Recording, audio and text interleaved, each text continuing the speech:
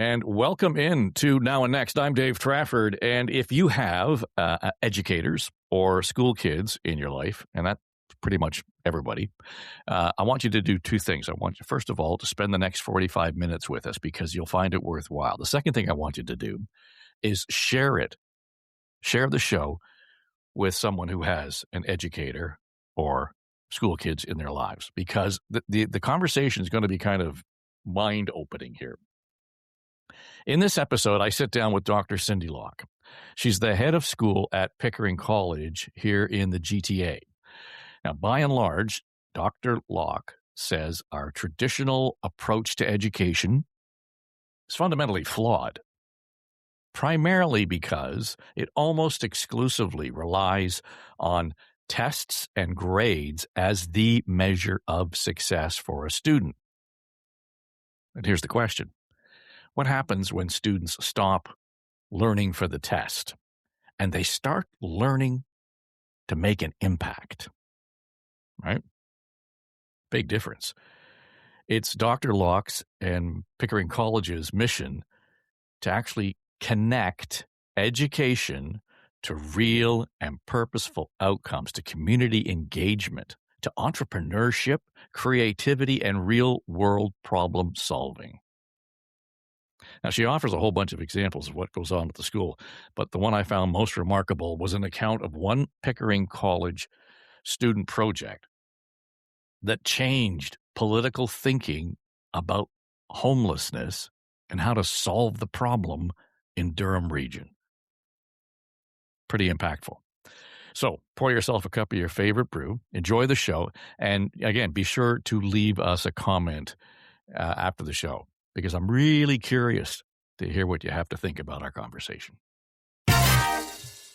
Dr. Lock, welcome in, and it's good of you to spend time with us on Now and Next. How are you? Very well. Thank you for the invitation. Well, you know, and I'll share this with the audience. We come together because we have a mutual friend who is an educator, and John also plays hockey with me at St. Mike's, and John Walsh was also a teacher when my son was at the school. So our conversations often talk about the future of the past. We sit in the locker room at St. Mike's College School at the rink there, and we talk about the importance of that school and the connection that we had to it, the connection my son has to it, and so on. And we talk about it in a way that has little or nothing to do with academics. There's a lot there that has more to do with the character it built, the excitement it grew, the way we turned interests into passions. And so when John and I were talking about this, then he said, well, you should check out Dr. Cinde Lock's book that's about to come out. And it kind of touches on that and more. And so I listened to one of the podcasts that you had done recently. And I loved that you were talking about designing the future of school. And I'm big on words and how we're using the words. It's not the future of education. It's not the future of schooling. It's the future of school. I want to get all nerdy and down in the weeds, but what are you meaning by that specifically? I love that you're nerdy. Let's go all the way there. Oh my gosh, why not? It is because, we think of school as this concrete structured building where you go in and what you do there is completely separate from the world, right? And whatever happens inside this environment is its own enterprise. And how did we get there? How did we get that the bubble of school is so completely removed from the bubble of world and life? And then we look at the problems that we have that have played out over the years, and we see kids that are disengaged from, the idea of school, are disenfranchised from, the model, which is just test me to death, right? Let me come in and every day I'm going to be so anxious and, stressed out of my mind because every day is a big absentee test. Levels in Toronto are through the roof. And I don't want to drag you into a political conversation, but the province is looking at this and saying, well, the answer to that is to fail them. the system No. in itself is broken from that perspective. So I love that we're talking about school outside of the confines of the brick and mortar. Yeah. And that's the thing, I guess. Designing the future of school is really thinking about that whole experience of a child and, actually breaking the conveyor belt that we put in place. Right now, what matters most is what day you were born and what Mm. year, and that determines who you work with, what you study, what room you go to, how you pass through an entire system. And surely to God, we are beyond that a little bit. Couldn't it relate in some way to what a student is interested in or passionate about, or can't we be helping them find their passions and, extending beyond themselves? And not like the other thing that's interesting is, if you think about that whole experience of students not showing up and absenteeism and, what's the solution and testing to the death, it's a big piece of that is because it's inward focused, right? So it's about their grades and a judgment on them, and their feeling of success or not success is attached to every assessment they write. It's inward.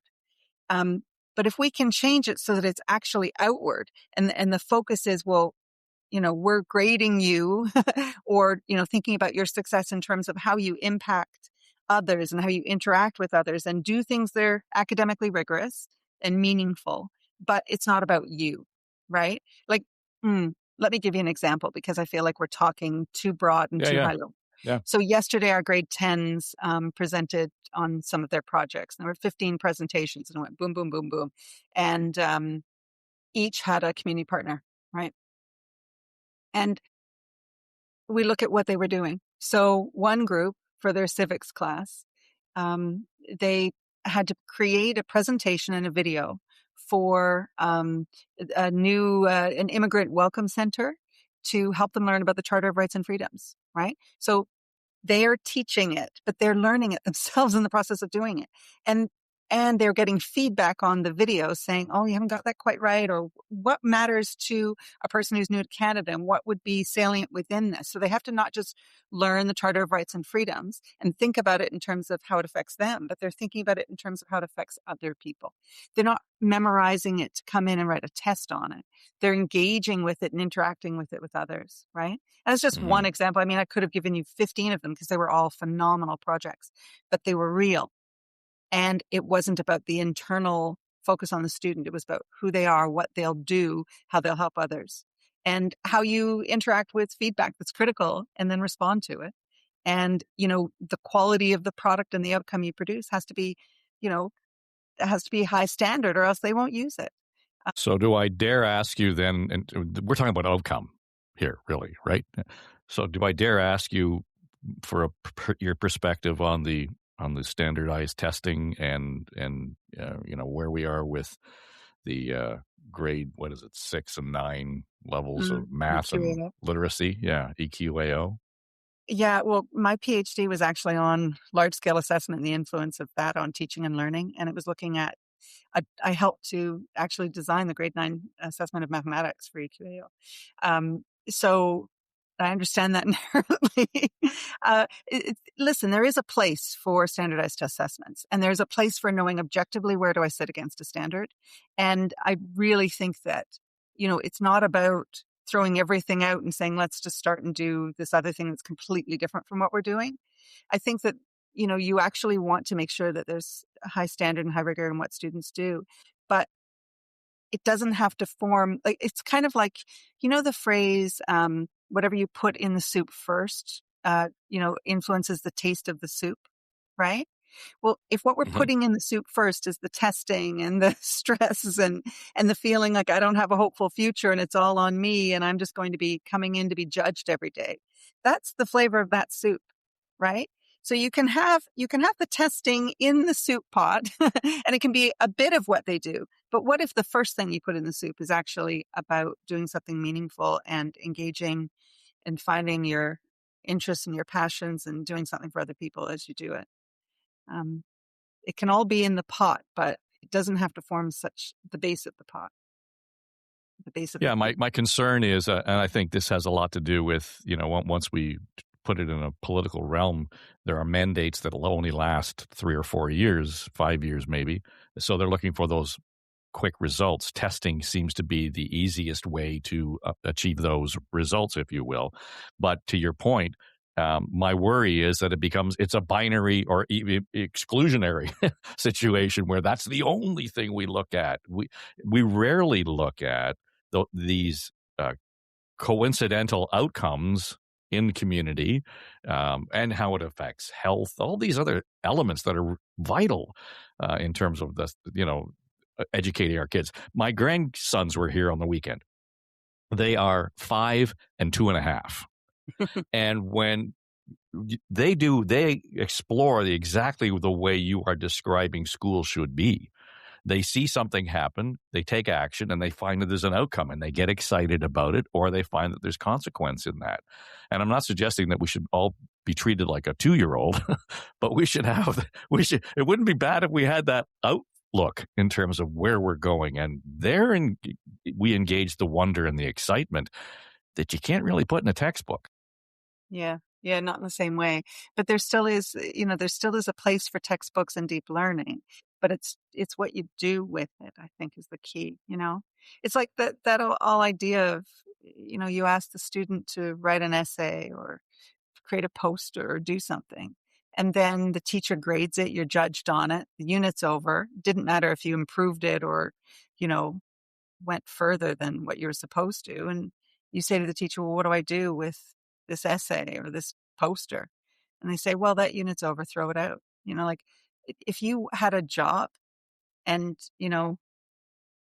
you worked for somebody and they said, oh, the whole purpose of doing your job is so I can test you all the time, you would not stay in that job. And if every product you created was tossed out, it was only for you or for the assessor, what joy would there come from that?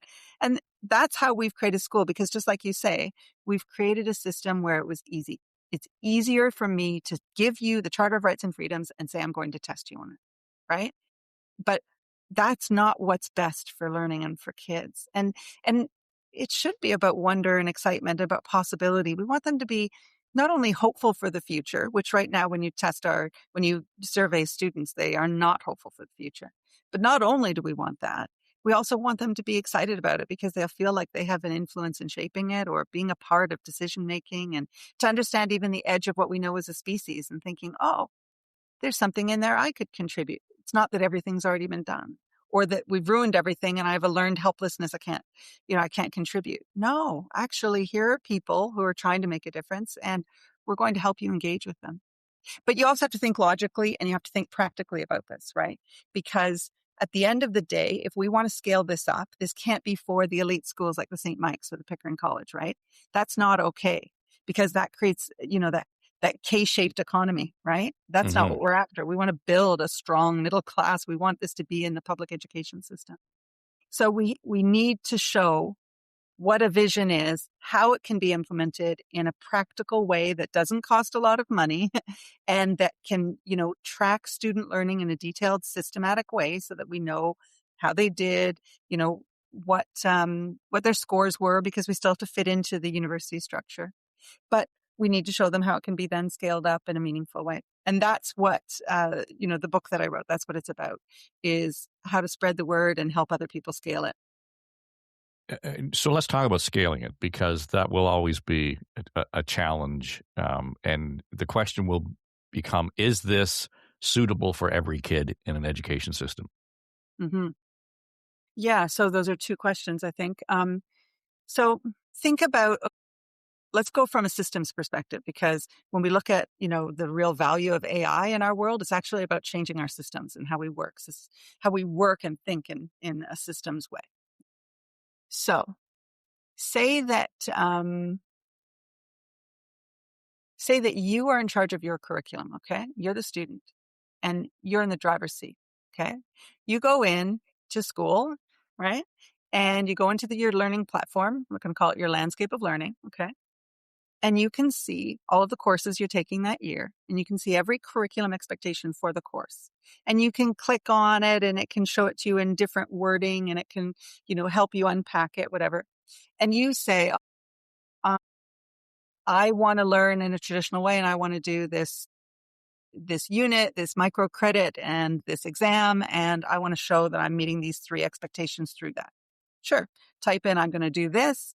The teacher can authenticate it and say, yeah, these are the 3 curricular pieces that are in progress for you. And this is where you've said that you're going to learn that and in what context. And, at the end of it, we can upload your evidence that you did whatever assignment or presentation or test. There's a practical, traditional way of schooling, and there it is.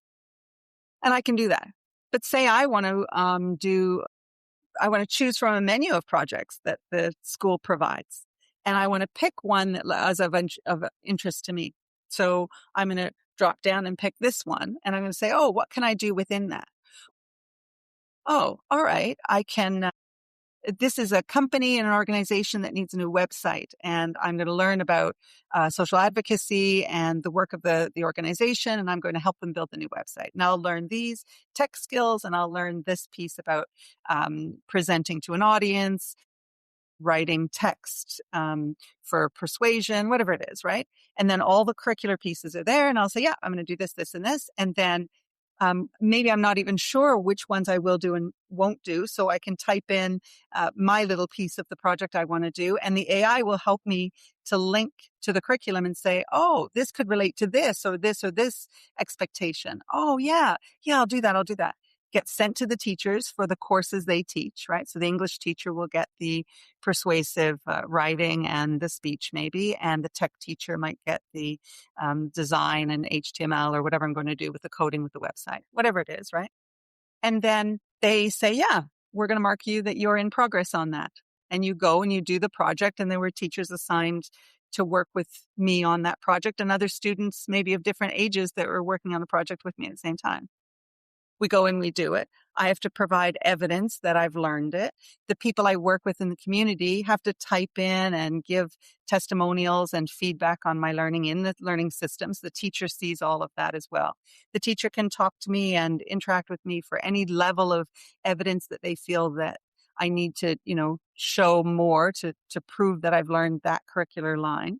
And then at some point, the teacher will mark off, yes, you met that curriculum, or you exceeded it, in the actual curriculum itself and you got a minor, or you showed impact with your work through that curricular line and you got a major. And now I chose that piece. The school offered it to me. It was offered in, packages that I could pick up, or I could do something outside of school myself and put that in and have it be authenticated. I can take Royal Conservatory of Music up to level grade 8 and, show evidence of that. And then, do I really need to be in my grade 7 music theory class doing the same curriculum I've already learned?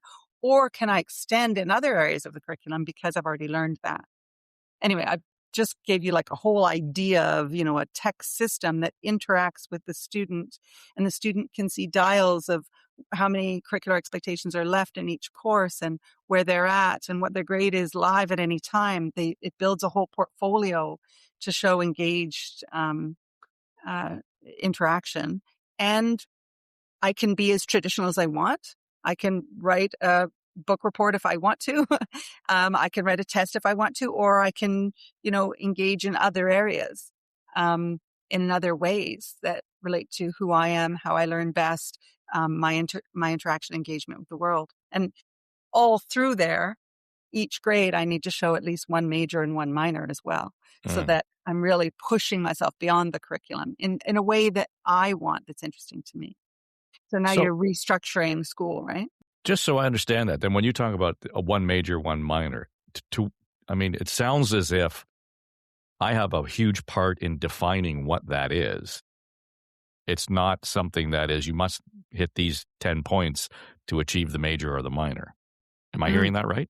Yeah, absolutely. You can pick in what area you want to major, which means you're showing impact in some way in the world with something you're doing in partnership with someone outside of the school, and a minor, which is it might be theoretical and you just extend the curriculum in whatever way was of interest to you because you wanted to go down that rabbit hole of learning.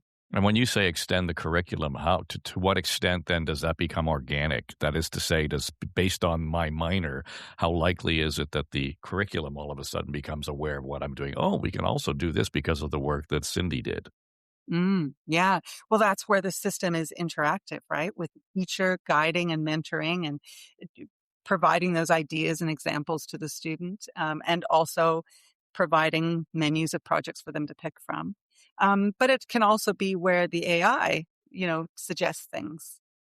So the AI is not involved in the testing or assessment or evaluation of the student. It's in generating ideas to think, oh, did you know you're doing this project? Maybe you could show this piece of curriculum in it. Do you want to do that to extend that project?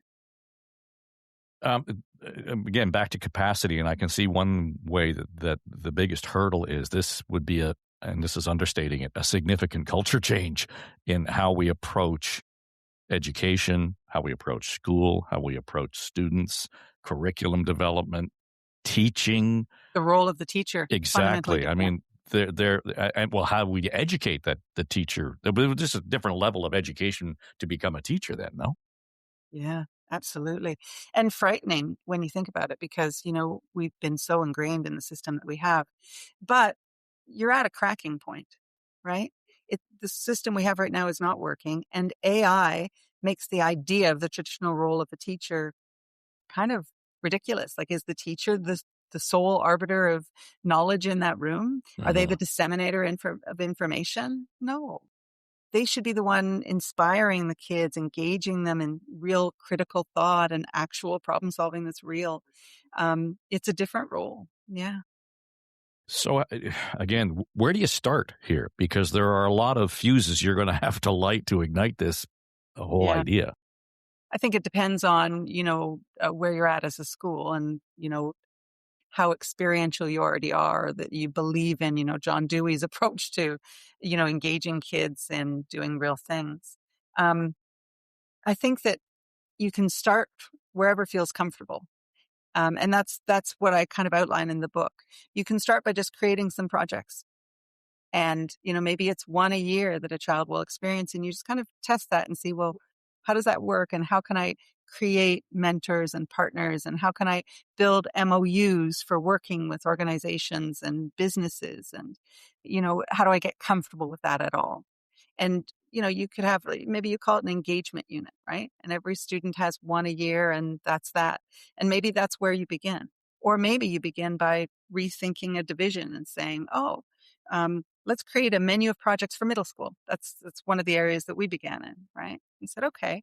And students can pick from those projects, and each one will have a common set of curriculum within them, because that's easy for us to then know that they met that curriculum in whatever project they did, and everybody had the same. Because, part of traditional schooling is everybody travels as a pack, right? Everyone writes the same test, same day, same time, same content, right? So that's our thinking, is very generic thinking as educators. But maybe we start to pop out of that just by saying, oh, here's a menu of projects. Or maybe as we develop this tech-based system, it could be that do what you normally do, but the students drive the change, because the students see where they're at in their curriculum, and they see that they have a drop down of showing in any way they want that they've met this curricular piece. And the student is pushing the agenda of change rather than the teacher. Um, when I listen to this conversation, and to your point that we got to break the system to create a new system, or the system's already broken. That is, we still kind of think of education in terms of, in many respects, 20th, 19th century models. So we have a hard time kind of breaking out of that. And I equate this conversation to our approach to healthcare. Um, People will say it's too big, it's too broken to even fix. We kind of have to do it piecemeal as we go. We seem to be hesitant to look at best practices, whether it's private sector, whether it's private schools, whether it's, outside the box thinking. We seem hesitant to sort of look at those best practices and say, what can we learn in the public system that will benefit us from that? And I can see where public education needs to, but would benefit immensely from, dare I say, the mistakes that you are willing to make in your system in terms of how we're focusing on outcomes. Is there any conversation going on at any level that says, the public system is paying attention to this and we would like to look at these 3 or 4 elements to integrate it into, so that by this time, it might be 10, 15 years from now, we're on a path where we're closer to what you're talking about? Mm-hmm. That's why I'm in an independent school, because I believe strongly in public systems of education. And I believe that it's too hard to change if you're from within the system. So what you have to do is show, make your errors, test the system, see what scales, see where the cost is, see where the resources are, needed, and, teacher development, all of that. Figure that out in a small system that's nimble and that has a strong resource base, and parents that want the extra and what's possible for their child. If we can figure that out, then, and show how it can be scaled, it's much more likely that it'll be copied starting in pieces. It won't be copied en masse, but it'll start in pieces and slowly get integrated into the public system. Now, how do I know? Why do I have faith in that? Because I can see areas that's already happened, right? The advisory system, which is ubiquitous in most schools, not just in North America, but, across the world, where you have a small number of kids in a pocketed group that meets the same teacher regularly, and that teacher's their advocate, and that thinks about them and their experience beyond the scope of the school. Advisory that actually started at Pickering College, and then was copied en masse, right? So if we can show, and actually show the impact as well, that that students are happier, they're more engaged, there's less mental health issues, there's more hope for the future. They're getting into the universities with these high scholarships because they're showing sustained, engaged activity in something that they care about. This is what the universities want more and more, right? In addition to the high grades, which you need to keep the rigor. But if we can show that, it gets copied. I want you to tell us the story about the homeless solutions that your students came up with, which I thought was a fascinating story. But the other side of this, before we get there, because we're focusing on outcomes and the impact in community beyond impact in the school or for the individual. This sort of focus and emphasis on making sure that you have an education that leads to a job. I bristle at that. On a number of levels, because quite frankly, I studied English literature and Celtic studies, and I ended up in broadcasting. So, and performance. So I'm not sure how any of that helped me, or it may have informed it, but I don't think that my ability to read or Shakespeare had anything to do with what I'm doing today. I don't know. I disagree. Well, I because I loved doing it. I enjoyed it. Sort of gets to my point where I picked it because it really fascinated me, but I didn't have, my career didn't depend on my understanding of Irish history. Right. So the idea that we need to somehow be focusing on post-secondary education that is going to result in a job. And to me, we say that over and over again as if it's true. And well, okay, let's think about it this way. So, traditional education, it started, Industrial Revolution, right? It was about getting a job. And what kind of job? You were an employee who worked for an employer who told you what to do. You were an exceptional follower. You had a base level standard education that was consistent for everybody graduating the system, so that an employer would know, if you hit a certain level, then I could expect that you would know certain base level of things, whatever that was, reading, writing, literacy, some depth of thought, whatever it was.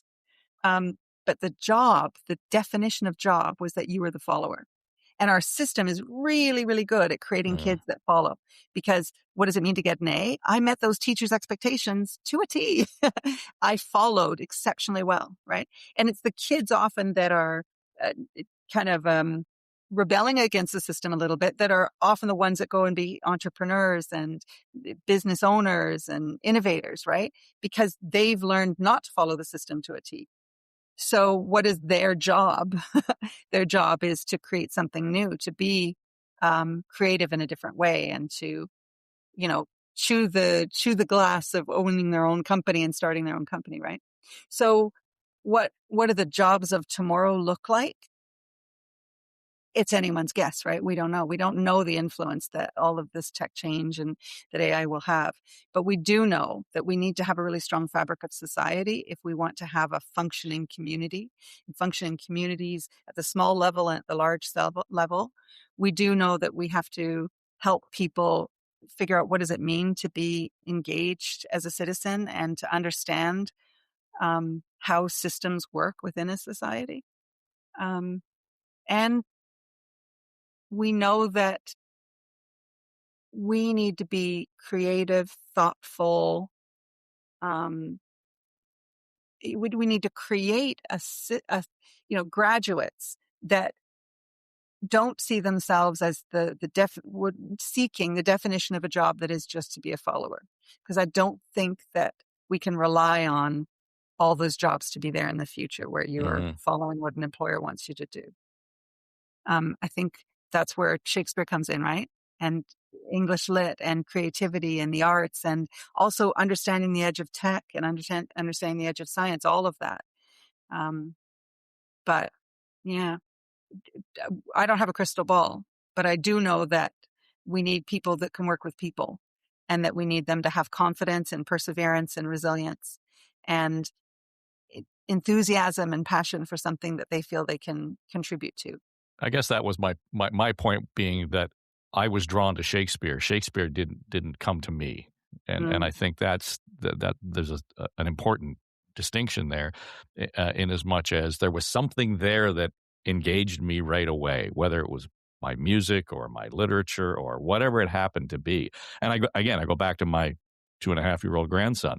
He's drawn to things that engage him, and there's where his learning is going to happen. So, and we beat that out of the system to some degree. And I love that you use the word resilience, because it feels to me like what you're doing here is not just servicing a muscle, but you're creating new muscle here. And the idea that connective tissue, culturally and in community, is of real value. And I'm not quite sure we fully appreciate that yet. Yeah, well, as we become more and more isolationist and isolated, maybe we'll start to appreciate that more. But it's not a very nice world if everybody's just in their own house doing their own thing with robots around them. Well, you're saying to that guy whose commute is 12 steps down to the studio every day. So. But now I want you to tell us the story about the program, and this had a direct application and a significant impact in local politics in the GTA around the issue of homelessness, and it started at Pickering College. It was one of our projects from the menu of projects they could pick from in middle school. That's one of the areas that we started in, and we said, let's actually talk to people and find out what are the problems they have. Right. So we met with different companies and organizations and said, what do you struggle with? Right. One group was helping a seniors group. And they said after COVID, all the seniors were, not trusting online and not feeling connected. They were lonely and in their homes alone. So we had kids work with them, and they built computer games to say, in these games, you can interact with each other, get to know each other in your own little community. And then we'll have events and activities where, you interact with each other. And it became about social engagement. Another group was with this homeless project, and we met with a company called Blue Door. I said, what do you struggle with? And they always start the same way. They always say, nothing that kids could do. Right. We're like, yeah, just ignore that. Try me. Yeah. Just literally tell me, what do you struggle with? Like, what bugs you, in your day to day? And the guy, Michael Braithwaite, who was in charge of Blue Door, he said, it really irks me that we had all the funding, we had the land area that we know we wanted to use, we wanted to create this homeless shelter, and the town council It was in a neighboring town to us. They shot it down. They voted no. It was a 4-3 vote. No. And they couldn't build their homeless shelter, which they thought would benefit. And it was transitional housing too. So it was helping young families so that they could get back on their feet after, an incident of something that made it difficult for them. Anyway, it was a no. So we said, why do you think that happened? Like, let's dig into your problem more. And they said, well, there's a stigma about homelessness. And we said, okay, well, maybe there's something in there students can do. Like if you've got this stigma about homelessness, maybe the story of what you do and who you help and how it makes a difference, that's not out there. So let's engage the students in that. Can they capture the stories of, the people that have been helped by Blue Door and the people who found themselves homeless, surprised, in a surprised way because of some circumstantial change in their life that they just needed a little bit of help, tell those stories, talk about, how you make the difference. And that's what students did. And they went and they interviewed different organizations that actually are helping with, there was an outreach van that goes through Toronto and helps people with meals and shelter, clothing, whatever. There's 360 Kids for students or children under the age of 18 that find themselves homeless. There was the Blue Door. They looked at all the organizations and looked at what was happening in society. Why was that happening? And where were the levers that actually made a difference of positive impact? And they told those stories and they wrote it up. And they said, this is great for you to have as an agency, Blue Door. You can use that and share your story. But let's go back to the core, which was the counselors voted it down. So we invited the counselor in, one of the most vocal guys who had voted no. And we said, just come in and meet with us and meet with the kids. And they just want to talk to you about this. And, and he came and they did like an hour and a half together. And the kids presented the book and talked about what they'd learned. And he asked them tons of questions. And at the end of the session, he said, maybe I voted wrong. And the students were like, oh my gosh, we can influence how people think. We can influence decisions that are made. They understood local politics. They understood how many people are on the town council. How do you get elected to town council? What does that job look like? What do you do? Who are you? They understood local politics. They understood the homeless issue. They understood how to write for an audience because as they're writing these stories, they had to get feedback because it had to be of high enough quality in order for Blue Door to actually say, yes, this is a quality book that we do want as, a book on our shelves and the book that we hand out to our clients. So they had to respond to that critical feedback in their writing. So look at the layers of curriculum that are in there. And the takeaway for the student is, oh, my writing had purpose. It wasn't just to be graded. Yes, it was graded, but it wasn't just for that. It was for something that was beyond that. And I spent so many more hours doing that work because I wanted to be really good for this company to use, right? Just like the website that one of the grade 10 groups did yesterday for the African Caribbean Society here in our local area. They, redid their whole website. Well, there was no way that company would say, yes, we're going to use that website unless it was nailed, right? So the quality of work is so much better than what a student would do if they just had a random assignment to say, go and create your own website for whatever purpose and you'll throw it out after. And certainly wasn't done last minute. No, right? I mean, this is an ongoing process and understanding that. And what I love about that, though, is, and again, it's not necessarily baked into the system as it is right now. You are open to critical thinking and criticism and understanding that it's not all bad, that the mistake you made is actually informing the outcome as much as the success. Mm-hmm. Yeah. Well, we had a group of grade 9s. I just ran from that presentation to come and talk to you. And they started with planting. I think they planted 2,500 seedlings because they were trying to replant in areas where they'd removed this invasive buckthorn plant. That they were trying to, regenerate the ecosystem and get that going. And so many of their seedlings died and they had no idea, like they couldn't understand, well, what was the circumstance that these seedlings needed in order to thrive and then be planted in, these different areas. And, it was a huge failure in so many ways, but what they took from it was intense learning that they said, okay, this is what we would do next. if we were given that chance, and this is what we learned from that. It's so powerful.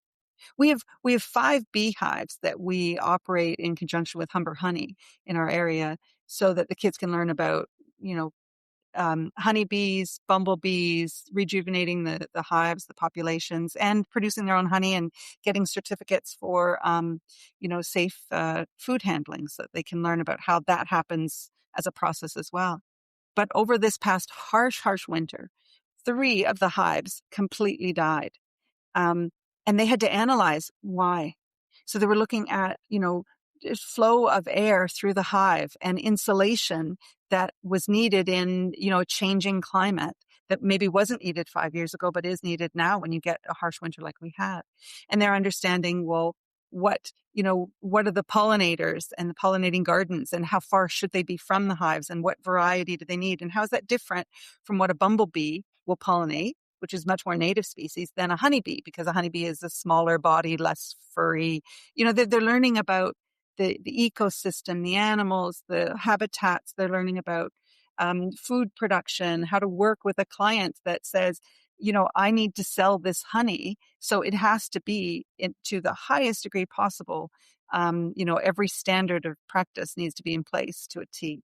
So it's so layered. And here's this group of grade 9s, presenting on it today. And I'm thinking, it's powerful learning. Yeah. Just the biodiversity extends beyond the actual garden. It goes actually to the thinking that we're applying to all of this. This is fascinating, and I'm grateful for the time that you've given us to talk about this. Do you feel like it's pie in the sky, or do you feel like no, I don't. No, I don't.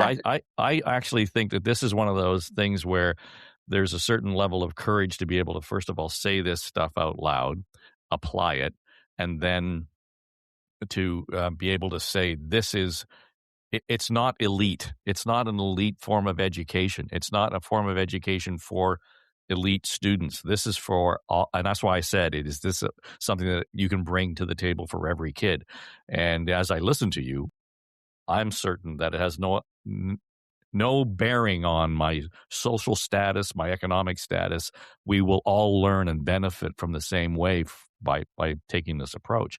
And I would only say then that, if the folks in the school boards and the education department at Queen's Park are listening, we need to kind of open our brains and minds to this possibility. And I think sometimes we just close it because it's easy. And on the other hand, I think it's a little scary for some people. And I'm sure you're encountering that. Mm-hmm. Yeah, it's scary for some of the teachers too, especially because they don't know what good work looks like. Right. But they weren't taught. The teacher, not on the student, on the teacher. How do I know I'll be successful as a professional? Yeah. Well, it's funny, and it's sort of a related issue, but we do some work with the IWK Foundation in Halifax, and they support the work at the IWK Hospital, which is primarily pediatric and maternal care and women's health by extension.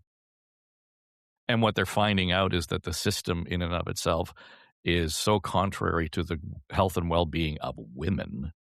Our healthcare system is just, it doesn't serve women. And why? Because the education of our doctors and our researchers is all based on research done on men. Yeah. Period. And it's one of these things that's, whoa, why didn't we know this before? And it's not a difficult thing to embrace. It's not a difficult thing to understand. But once you say it out loud, it would appear to be okay, there's no reason we should not be going down this path. And I think what you're expressing here is sort of leading the journey on that in terms of where we go. And I'm assuming you're not the only champion in the room on this. No, the number of people that are coming to us and wanting to be a part of this, it's incredible. And we're running an institute for teachers this summer to, train up other teachers from other schools as well, so that they can start to implement some of these things. Because the book, here it is here. So it is very philosophical, because it talks about a vision and what that looks like, in broad terms, but it also has very practical elements at the back of it, so that teachers can actually, download, here's checklists, spreadsheets, flow charts. Here's a way to think about how you engage with, different people in the community, because it works for business. It works for Right. NGOs, charities, seniors who Yep. are in their homes, who want to volunteer or mentor. It works like anybody who wants to be engaged. Yeah. Anyway, it's called Connections, Academics, and Purpose, Designing the Future of School. And you can get it through Amazon, Indigo, Barnes and Nobles, online, easy. You can also go to my website, which is www.cindelock.com. And, you can learn all about it and see tons of podcasts and articles and different things about what we're doing and what the vision is. And you can also purchase your copy through the website as well. Well, congratulations and good on you having the courage. And as you told me before you came on, you had the opportunity to work with your daughter. I know a thing or two about that, doing what I do. So there's real benefit in that. Dr. Lock, thank you for this. It was a pleasure. Oh, an absolute pleasure on my part too. Thank you so much.